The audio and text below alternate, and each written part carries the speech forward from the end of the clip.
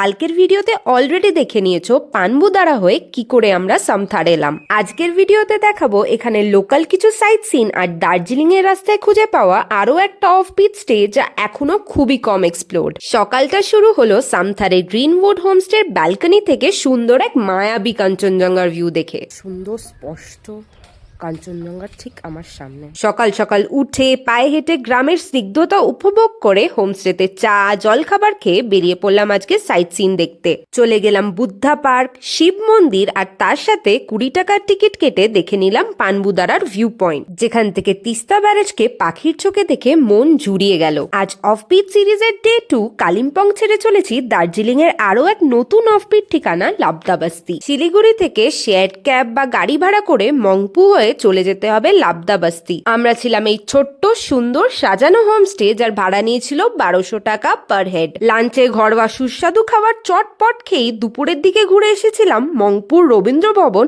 আর ঠিক তার পাশেই অবস্থিত কুইনাইন ফ্যাক্টরি। কিছুটা সময় কাটিয়ে বিকেল গড়িয়ে সন্ধে নামার আগেই ঘরে এসে গরম গরম মোমো আর রাতে জানলা দিয়ে মনোরম পরিবেশ দেখতে দেখতে কখন যে সময় কেটে গেল বুঝতেই পারলাম না। রুমেই সেরে নিলাম আজকের ডিনার। এখানে রান্না আর আতিথেয়তা আমাদের প্রত্যেককে মুগ্ধ করেছিল। ডে 3 তে রয়েছে আরো অনেক চমক, তাই এক্ষুনি চ্যানেলটিকে সাবস্ক্রাইব করে নাও।